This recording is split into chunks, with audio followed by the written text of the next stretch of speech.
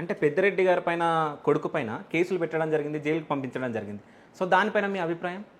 Sir నేను ఎప్పుడు కూడా పార్టీ పరంగా పార్టీ అనేది కాదు, నా పర్సనల్ ఏమంటే ఏ పార్టీ అన్నా కూడా కానీ ఫేర్ పాలిటిక్స్ ఉండాలనుకుంటాను. ఒక హెల్తీ కాంపిటీషన్ ఉండాలనుకుంటాను. ఒక పాలిటిక్స్ అనేది ఒక ప్యాషన్గా ఉండాలనుకుంటాను. నేను ఎప్పుడు కూడా గ్రెడ్జ్ పాలిటిక్స్ కానీ ఇంకొకటి కానీ ప్రోత్సహించే మైండ్ సెట్ నాది కాదు.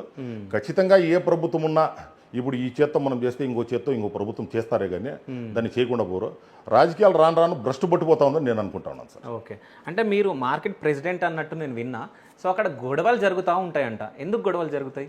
అంటే మీరు ప్రెసిడెంట్గా ఉన్న గొడవలు ఎందుకు జరుగుతాయి? ఆ గొడవలలో మీ పేరు ఎందుకు వినిపిస్తుంది ఎక్కువగా? సార్ నా పేరు వినిపించిన గొడవ ఒకటి కూడా లేదు. మీరు ఏదైనా అట్లుంటే ఒక ఇన్స్టెన్స్ చెప్పినారంటే దాని గురించి మాట్లాడతాం సార్. ఒక మార్కెట్ సంబంధించి ఒక అసోసియేషన్ అనేది మేము ఫామ్ చేయడం జరిగింది. That is purely a welfare association. మేమున్న ట్రేడర్స్ ఎంతమంది ఉన్నామో దాదాపు ఒక 80 షాప్స్ ఉన్నాయి. ఆ 80 షాప్స్ సంబంధించిన వాళ్ళు మేము ఒక అసోసియేషన్ ఫామ్ అయినాము.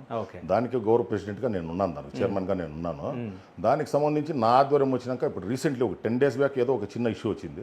ఏదో ఒక లీవ్ అందరూ కలిసి ట్రేడర్స్ అంతా కూడా లీవ్ ఇస్తే ఉగాది రోజున ఆ రోజు ఇంకొక అసోసియేషన్లో లేని వ్యక్తి షాప్ ఓపెన్ చేసినాడని ఒక అసోసియేషన్లో వ్యక్తి నువ్వు ఎందుకు షాప్ ఓపెన్ చేసినావు చిన్న గొడవ అది.